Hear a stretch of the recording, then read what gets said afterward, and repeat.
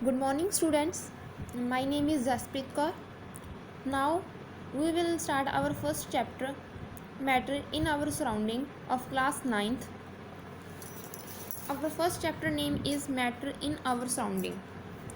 ਆਪਣੇ ਆਲੇ ਦੁਆਲੇ ਦੇ ਵਿੱਚ ਕੀ ਚੀਜ਼ਾਂ ਪਈਆਂ ਨੇ ਆਪਾਂ ਉਹਨਾਂ ਬਾਰੇ ਇਸ ਚੈਪਟਰ ਦੇ ਵਿੱਚ ਸਟੱਡੀ ਕਰਾਂਗੇ। Let's start. As we look at our surrounding, we see a large variety of things with different shapes, sizes and textures. ਕਹਿੰਦੇ ਜਦੋਂ ਆਪਾਂ ਆਲੇ ਦੁਆਲੇ ਦੇ ਤਰਫ ਦੇਖਦੇ ਹਾਂ ਤਾਂ ਆਪਾਂ ਨੂੰ ਕਹਿੰਦੇ ਬਹੁਤ ਸਾਰੀਆਂ ਚੀਜ਼ਾਂ ਜਿਨ੍ਹਾਂ ਦੀ ਸ਼ੇਪ ਅੱਡ ਆ, ਸਾਈਜ਼ ਅੱਡ ਆ, ਜਿਨ੍ਹਾਂ ਦੀ ਬਣਾਵਟ ਅੱਡ ਆ, ਵੱਖ-ਵੱਖ ਚੀਜ਼ਾਂ ਤੋਂ ਬਣੀਆਂ ਨੇ, ਆਪਾਂ ਨੂੰ ਹਰੇਕ ਥਾਂ 'ਤੇ ਦਿਖਦੀਆਂ ਨੇ। ਠੀਕ ਹੈ, ਕਹਿੰਦੇ next everything in this universe is made up of material which scientists have named matter। ਇੱਥੇ ਡੈਫੀਨੇਸ਼ਨ ਆ ਗਈ ਮੈਟਰ ਦੀ। ਕਹਿੰਦੇ ਇਸ ਯੂਨੀਵਰਸ ਦੇ ਵਿੱਚ ਕਹਿੰਦੇ ਜਿਹੜੇ ਯੂਨੀਵਰਸ ਦੇ ਵਿੱਚ ਕੋਈ ਵੀ ਚੀਜ਼ ਪਈ ਆ ਕਿਸੇ ਨਾ ਕਿਸੇ ਮਟੀਰੀਅਲ ਤੋਂ ਬਣੀ ਹੋਈ ਆ ਜਿਹਨੂੰ ਸਾਇੰਟਿਸਟ ਨੇ ਜਾ ਕੇ ਮੈਟਰ ਦਾ ਨਾਮ ਦੇ ਦਿੱਤਾ। ਠੀਕ ਹੈ, the air we breathe, the food we eat, stones, clouds, stars, plants and animals, even a small drop of water or a particle of sand, each thing is matter. ਕਹਿੰਦੇ ਜੇ ਆਪਾਂ ਗੱਲ ਕਰੀਏ ਆਪਾਂ ਸਾਹ ਲੈਂਦੇ ਹਾਂ ਹਵਾ ਰਾਹੀਂ, ਆਪਾਂ ਕੋਈ ਭੋਜਨ ਖਾਂਦੇ ਹਾਂ, ਪੱਥਰ ਆ, ਬੱਦਲ ਆ, ਤਾਰੇ ਆ, ਪੌਦੇ ਆ, ਪਸ਼ੂ ਆ, ਇੱਥੋਂ ਤੱਕ ਕਿ ਪਾਣੀ ਦੀ ਇੱਕ ਨਿੱਕੀ ਤੋਂ ਨਿੱਕੀ ਬੂੰਦ ਅਤੇ ਪਾਰਟੀਕਲ ਆਫ ਸੈਂਡ ਅਤੇ ਰੇਤ ਦਾ ਇੱਕ ਛੋਟਾ ਜਿਹਾ ਕਣ, ਹਰ ਇੱਕ ਚੀਜ਼ ਇੱਕ ਈਚ ਥਿੰਗ ਇਜ਼ ਮੈਟਰ, ਹਰ ਇੱਕ ਚੀਜ਼ ਕੀ ਹੈ ਮੈਟਰ ਆ।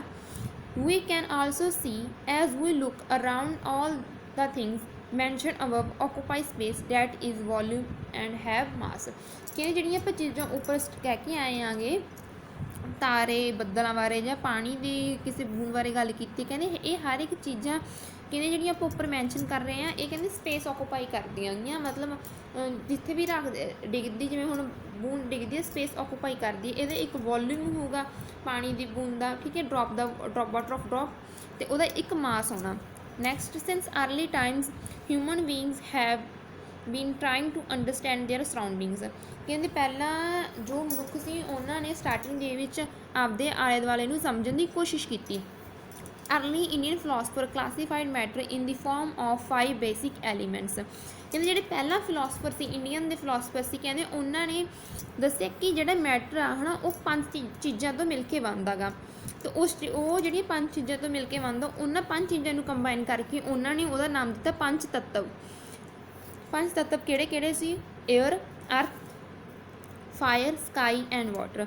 ਹਵਾ, ਧਰਤੀ, ਅੱਗ, ਆਸਮਾਨ ਅਤੇ ਪਾਣੀ। According to them everything living or non living was made up of these 5 basic elements. ਕਹਿੰਦੇ ਉਹਨਾਂ ਦੇ ਅਨੁਸਾਰ ਜੋ ਵੀ ਜਿਉਂਦੀ ਚੀਜ਼ ਆ ਜਾਂ ਨੋਨ ਲਿਵਿੰਗ ਆ, ਜਿਵੇਂ ਕੋਈ ਇਨਸਾਨ ਆ ਜਾਂ ਨੋਨ ਲਿਵਿੰਗ ਕੋਈ ਪਲਾਂਟ ਵਗੈਰਾ ਆ ਗਏ ਜਾਂ ਕੋਈ ਵੀ ਚੀਜ਼ ਆ, ਕਹਿੰਦੇ ਉਹ ਇਹਨਾਂ 5 ਚੀਜ਼ਾਂ ਦੇ ਮਿਲ ਕੇ, ਇਹਨਾਂ 5 ਚੀਜ਼ਾਂ ਤੋਂ ਮਿਲ ਕੇ ਹੀ ਬਣਿਆ ਗਾ।